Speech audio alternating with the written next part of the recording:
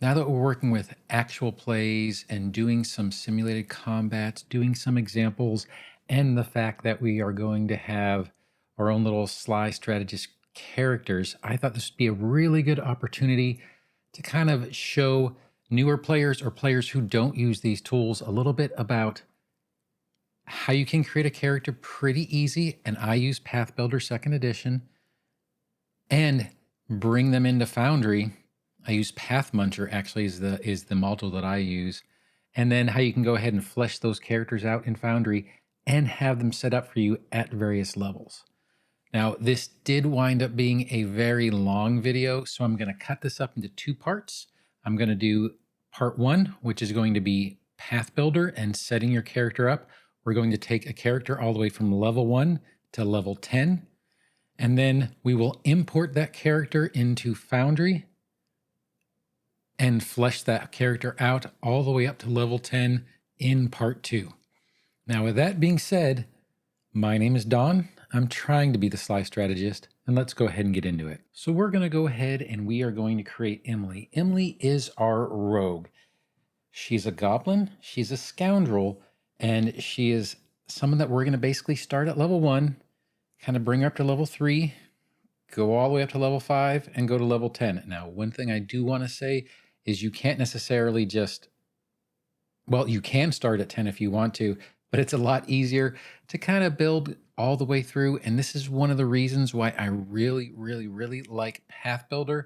Pathbuilder allows you, and it leads you through building a character one level at a time in a very easy way and in a way that makes it hard for you to forget things. So that's what we're going to show and use that in order to build our character all the way up to the top. And this is how I've done all the characters so far. But with that, let's go ahead and start with her. So we'll go ahead and switch our screen out. And right now I'm showing you, this is my basic Path Builder. I do pay for this. I believe it was a $5 one-time fee. And I do use the web. I do have it on an app as well. I believe it's only Android and you have to pay separately for that. However, if you save to the cloud, in this case, it is G Drive, then you can share it between both the desktop and the application. And I've done that plenty of times. And it's kind of fun to build characters if you're sitting in a waiting room somewhere or doing something like that. It's a good way to kill some time. With that being said, let's go ahead and start with our character, Imle. Now, I already entered in the character name here. I want to be careful typing because I have one of those loud keyboards. So if you do hear it, sorry for that, but I'll try and keep it to a minimum. But what we are going to do is Imle is a goblin. I always like the idea of a goblin rogue. I think that particular ancestry really does fit. And I am trying to keep the classes and the characters basically to the core rule book. We can definitely do other ones, but for right now, we're going to keep it to the core rule book. Gnome, Goblin are both really good. Halfling is also very good. I personally like goblins for rogues. That's just my personal preference, and you'll kind of see why as we go ahead and go through the build. Now, the background I'm going to choose is I'm going to choose Emissary mainly because you get your intelligence and charisma, a free ability boost, get the society skill, and a lower related skill to the city you visited often. I'm probably going to do that for Absalom, and you gain the multilingual skill feat. But we're going to go ahead and make her an emissary. Once again, we're going to make her a rogue. So that is our base character. They've already changed some things for how that is set up, including for our ancestry and our classes, but let's go ahead and start working on some of our abilities. So for our set abilities that we're going to do, I'm going to start out with Constitution and add that here. I'm also going to make it a charisma. Remember, this is a scoundrel build, so your charisma is going to be important in this particular build. It is not going to be our main key stat. Our main key stat is going to be dexterity, but charisma is going to be pretty high up there. And then we're going to switch this to a dexterity. For our class boost, we are going to pick dexterity once again. We want to keep that and get that up to 18, which we just did by using our free boost here. Now the other ones I'm going to use wisdom to kind of overcome that minus you get from being a goblin. And then we are going to do intelligence and charisma. I'll go ahead and hit finish, and you can see that it's already changed our attributes up there. Now, skill training, I have 8. So we'll go ahead and go to skill training, and we'll go ahead and pick which ones we're going to use. Now, I am going to be using acrobatics. I'm going to be using arcana. I'm going to be doing athletics. I'm going to be doing deception, diplomacy, and intimidation. Remember, we're kind of going for a scoundrel type build. So lore, that is going to be Absalom, is the city that we are going to be using for that. I'm also going to do a performance, and I am going to do a thievery, and that is going to take all of my skill selections. And once again, one of the things I do like about Pathbuilder, you can see that we've had this, and it tells you where everything is and how it's trained. Once you go there, it is right here. So you can see kind of what you've done in the past. We do have some other things that we can go ahead and check for our level 1, and that is our heritage, ancestry feat, class feat, skill feat, and our racket. So I'm going to start out with, I always like using Unbreakable Goblin. It just gives you a little bit additional hit points. And for a rogue, it makes a lot of sense for me. I do kind of like the Iron Gut Goblin simply because it does reduce the chance for a sickened condition, and depending on the AP you're playing, it can be helpful. However, this only works for ingested. So, and there are advantages to some of the other heritages that you can pick, but I do happen to like Unbreakable. Ancestry feat, I'm going to use Goblin Weapon Familiarity. The reason why I'm using Goblin Weapon Familiarity is because I like the Dog Slicer for goblins, especially for rogues. And the reason I like the Dog Slicer is the Dog Slicer has the Backstabber trait, and it makes it really easy to do additional damage. So this is basically the trait itself. When you hit a flat-footed creature, this weapon deals 1 precision damage in addition to its normal damage. The precision damage increases to 2 if the weapon is a +3 weapon.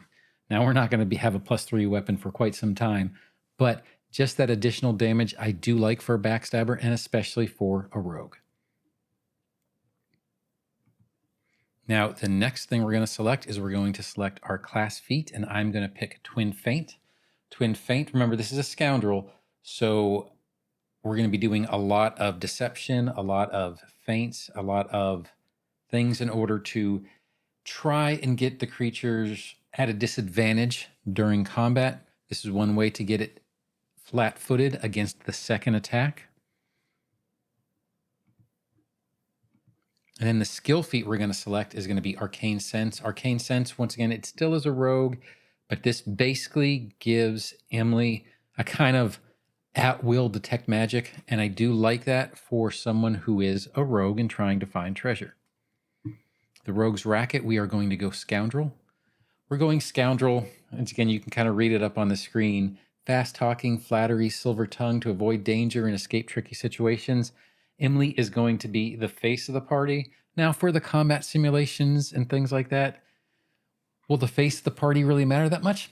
Not particularly. However, she's going to have a lot of training in intimidation, deception, diplomacy. So this is still a good racket for her. With that, we get Dark Vision, Sneak Attack, Surprise Attack, and the Multilingual feat, which comes from Emissary. Once again, Pathbuilder has this all set out for you, which makes it really easy to go ahead and increase these things. The skill increase we're going to do is a skill increase to Deception. Once again, that is one of the things that we're going to be using this particular build for. For our class feat, we are going to go ahead and do Distracting Feint, which is right here. If the creature is flat-footed by your feint, which we've already set up before, it also takes a -2 circumstance penalty, 2 perception checks, and reflex save. So we're going to be doing a lot of building, and our skill feat is going to be Charming Liar. Charming Liar, once again, is a deception-based skill, and it basically increases the target's attitude towards you when you critically succeed and when you try to lie, and I do like that for a scoundrel. So level 2's done. Let's move up to level 3. Level 3 skill increase is going to be Diplomacy. And then our general feat that we're going to be doing for level 3 is toughness. So let's scroll down and find toughness right here. Toughness basically increases your maximum hit points by your level, and the DC of recovery checks is equal to 9 plus your dying condition value. So it makes you just a little bit tougher. It kind of does what it says on the tin. And then for our skill feat, we are going to be picking Glad Hand. And we'll go ahead and find that. Glad Hand basically allows you to, when you meet someone in a social situation, you can immediately do a diplomacy check to make an impression rather than having to wait a minute. And even if you critically fail, because you will take a -5 circumstance penalty for this instant, if you critically fail, it technically isn't necessarily a critical fail because you can then spend a minute in order to attempt a new check rather than accepting the failure or critical result. So it allows you to do a lot of things when you're trying to make an impression. And that is level 3. We will also get the deny advantage just as part of being a rogue. Level 4, we're going to go ahead and increase our intimidation up to expert. You can't see this because you're only seeing one character at a time, but our fighter is also going to be heavily based on intimidation and fear. So this kind of makes sense when we're talking about a group build, and that's something that is probably important maybe in your session zeros and things like that is try to work on a group build. So you're going to see me pick some things that are based on the creature being frightened. Class feat is going to be Twin Distraction. Twin Distraction, because this is going to be 2 weapons, we're going to be using a Dog Slicer and a dagger. Actually, other way around, probably Dog Slicer and dagger. If you strike with both of those weapons and hit, then the creature becomes stupefied 1 until the end of your next turn. So it's a way to basically debuff the creature. Really like this particular class feat. It's pretty great, actually. And then for our skill feat, we're going to go ahead and do Group Impression. Once again, face the party. That is what Imle is built for. Now we're going to go ahead and move on to level 5. Level 5, we get our ability boost, so we're going to boost our strength. We are going to boost our dexterity. Because remember, dexterity is basically Imle's key stat. We're going to increase our constitution, and we're going to increase our charisma. Charisma, because of the build, once again, charisma is an important stat as well. And then for our skill increase for level 5, we are going to go ahead and move to expert in stealth. For our ancestry feat, at level 5, we're going to go ahead and be doing Goblin Weapon Frenzy. Because Imle is going to be using a Dog Slicer, that's the main weapon that she's going to be using. We will get the weapon's critical specialization effect whenever we get a critical hit. And skill feat is going to be Terrain Stalker. And we're going to use Rubble for that. So Terrain Stalker. Hit accept, and then it prompts you as to what you can pick. We're doing Rubble. Once again, if you saw the whole party composition, we also have a couple other ones that are using feats that allow them to get around difficult terrain. So this will allow that to happen. And weapon tricks is something that they will get at level 5 simply for being a rogue. Now we are going to continue to build all the way up to level 10. 1, 3, and 5 are the ones that we're going to be importing in to Foundry, and 10. So we're going to go ahead and go through 6, 7, 8, and 9, and 10. Not do it any faster, explaining the choices when needed. But 10 is our next big level we're going for. So at level 6, we get a skill increase. Skill increase is going to be to Acrobatics, Expert. Then for our class feat at level 6, we are going to go ahead and pick Dread Striker. So this one, once again, this is more of a party composition feat that we're choosing. You capitalize on your enemy's fear to slip past their defenses. Any creature that has a frightened condition is also flat-footed against your attacks. Our fighter is built for creating the frightened condition. So with a lot of intimidation on the fighter. So Dread Striker, when is paired with a fighter that creates a lot of frightened conditions, that's a good one to have. Skill feat that we're going to use at level 6 is going to be Quick Squeeze. Quick Squeeze is kind of what it basically says. I need to find it here. Quick Squeeze allows you to squeeze 5 feet per round, 10 feet on a critical success. If you're legendary in acrobatics, you can squeeze at full speed. because it's a rogue, because squeeze will be good for battlefield positioning. We're going to go ahead and take that as our skill feat. And now we're on to level 7. Level 7, we are going to go to a master in deception. Level 7 is when you can get your first master. For our general feat at level 7, we are going to select Ancestral Paragon. And with our Ancestral Paragon, which allows us to pick a new ancestry feat, we are going to pick Goblin Scuttle. Goblin Scuttle, if an ally ends a move action, so any move action adjacent to you, you get a reaction that allows you to step. So once again, this is another battlefield positioning, a way to try to get flank, a way to try to get more flat-footed strikes against particular creatures. So if one of our party members comes up to us as soon as they stop right next to us, and they have to stop, but as soon as they stop right next to us, we get a free step. It's a good one for battlefield positioning, or I think at the very least. And then our skill feat is going to be Slippery Secrets. Find it.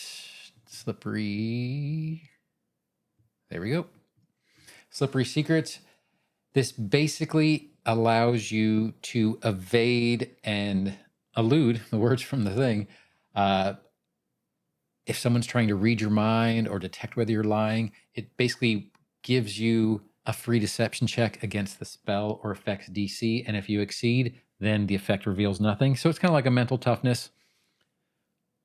Once again, for the combats we're going to be doing within Foundry to show particular tactics, things like that, it might not be helpful. This would be more actually helpful probably in downtime or not necessarily in encounter mode. But for a scoundrel, I think this is a very good one to take. Once again, level 7, we'll also be getting Evasion, Vigilant Senses, and Weapon Specialization. Now we're on to level 8. For level 8, we are going to be picking, for our skill increase, Diplomacy, and get that up to Master. We could do a Diplomacy. We could also do Acrobatics. It depends on which one you want to do. We could also do Stealth, but I'm more thinking Face of the Party, so we'll go ahead and leave it at that. For our class feat for level 8, we are going to do Opportune Backstab. It's a reaction. So a creature within your melee reach is hit by a melee attack from one of your allies. So another case where once one of your own party members strikes a creature, you get a reaction for a free hit, simply because they got a strike in. That's fantastic. It's almost like a rogue's attack of opportunity.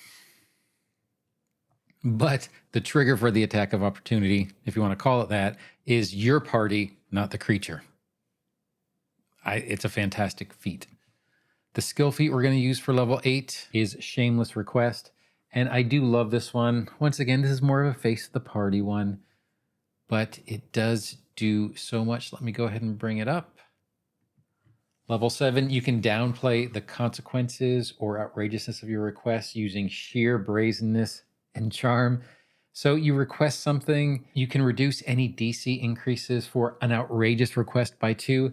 And if you roll a critical failure to request, this is the best thing, you get a failure instead. So there's no way for you to actually reduce the attitude that someone has towards you by making outrageous requests. So if you've ever seen in a TV show or an anime or in a movie where you have that one character that always makes the stupidest, craziest requests ever, and everybody's always like, oh, that's just them.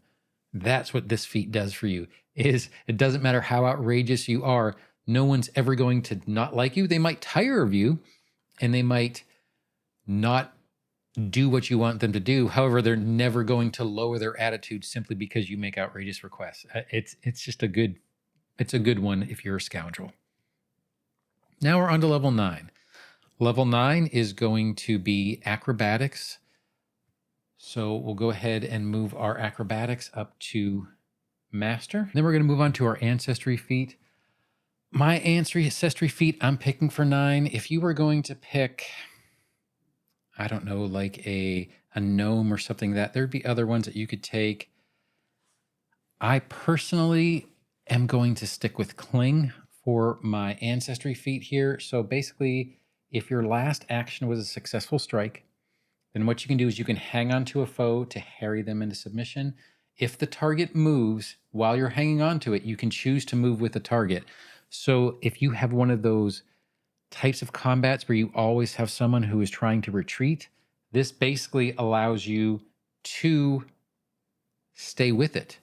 It is once again, it's more positioning on the battlefield, and especially against lower level creatures that do want to retreat all the time. It's very useful for something along those lines.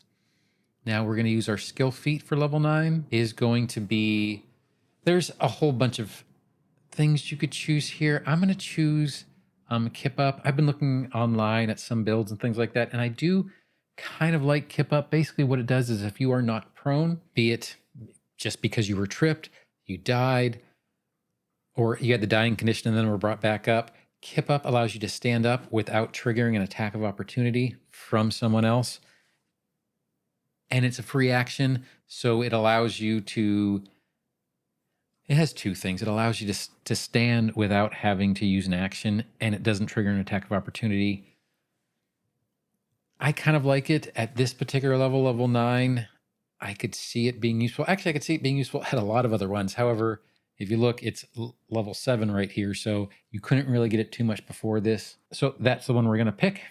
And then we get to level 10. This will be the last level we're going to do for this particular video. But for level 10, we are going to do our ability boost. We are going to do dexterity, which is going to get our dexterity up to 20, which is where you want to be when you're at level 10 in your key stat. We're going to do constitution. We are going to do wisdom. And we are going to do charisma. Keep building that charisma up because it is a scoundrel. Now for our skill increase at level 10, we're going to go ahead and choose stealth and get that up to master. Then we are going to use our class feat. For rogue, we are going to be using gang up.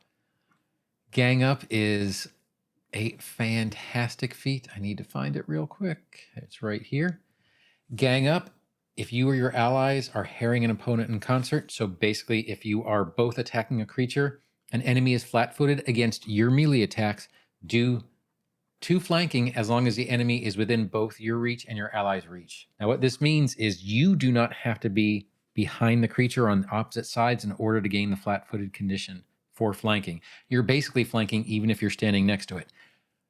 Your partner, who is the one that you're using to do this gang up function with, still has to be flanking if they want to gain the flat-footed, but you specifically do not need to be purely flanking in order to get that flat-footed condition. So fantastic one to get.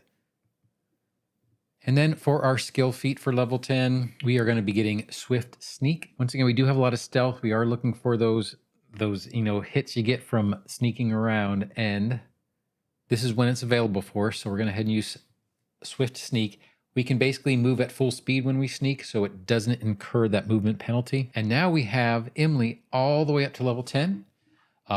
Just to show you a couple other features of this. So you can go through, like if we wanted to add weapons, we could go ahead, and I want to do, as you know, because we have the Goblin Weapon Familiarity, I want to use the Dog Slicer. This will also tell you whether it's uncommon, rare, those type of things. Couple of reasons why I'm picking it. Number one, I'm the GM in these things, so I can.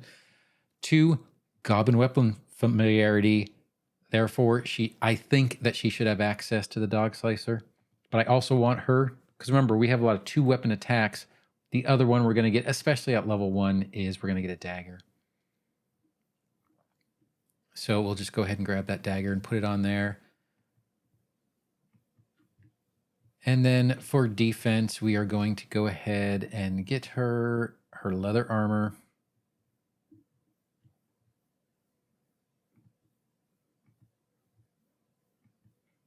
And you can do a whole bunch of kind of cool things here. Like one of the things I do like is for this search function of it,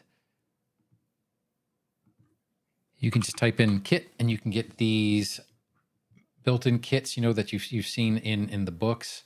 And we could do a rogue one. If we were to do a rogue one, matter of fact, I probably should have, but it does include a dagger and a rapier, adventurer's pack, climbing kit.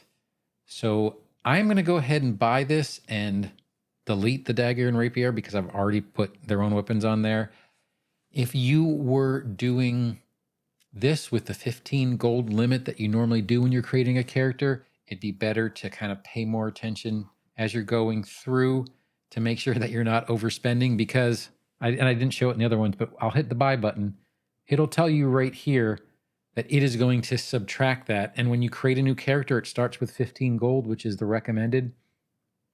And it'll give you another additional thing, 6 gold, 2 silver pieces for this rogue kit. So I'm going to hit accept. Now, when you do that, it puts all this stuff in your inventory. And it puts the additional things that you bought that were in that rogue kit. Now, I'm going to go ahead and get rid of these 2 things because I had already selected stuff. But it is important to make sure that if you are doing it this way, either use the weapons that are in the kit, or when you sell them, make sure, or when you delete them, make sure you are paying attention to how much they cost. Let me cancel this real quick. The reason why I'm going to cancel it is if you go ahead and hit the options, you can see what the price was. So you can add this back to your inventory or add this back to your coin count in order to make sure that you're not wasting a whole bunch of things. So right now we have the weapon set up, we have leather, and we have the basic gear. If you did have spells, you go ahead and set this up in here. However, we'll be doing that in Foundry, not for Imle, obviously, but when we do the spellcasters. If you had any familiars, and then you get details, and then you also have a list of all your feats here. One other quick thing before I'm going to go ahead and end this particular video, because we're already pretty far into time, is you can go ahead and open the menu and you can see a bunch of different ways to kind of have this thing set up. But you do have all your different character options, new characters, open characters, where you're saving characters. Like I said, I'm saving mine to Google Drive. One of the big things, 2 things I wanted to show you, and I'll be doing this because I'll be putting these up on the YouTube channel, is you can do a character sheet. And when you do a character sheet, it will create one for you. And it will basically have everything that you set up at that particular level, everything that's in the inventory. Once again, we don't have spells, we don't have anything like that. But it'll basically have a complete character sheet. However, if you ever go ahead and take Imle, if you click on this level text field, you can select. Remember, we built Imle all the way up to level 10. If we were to do that and do character sheet,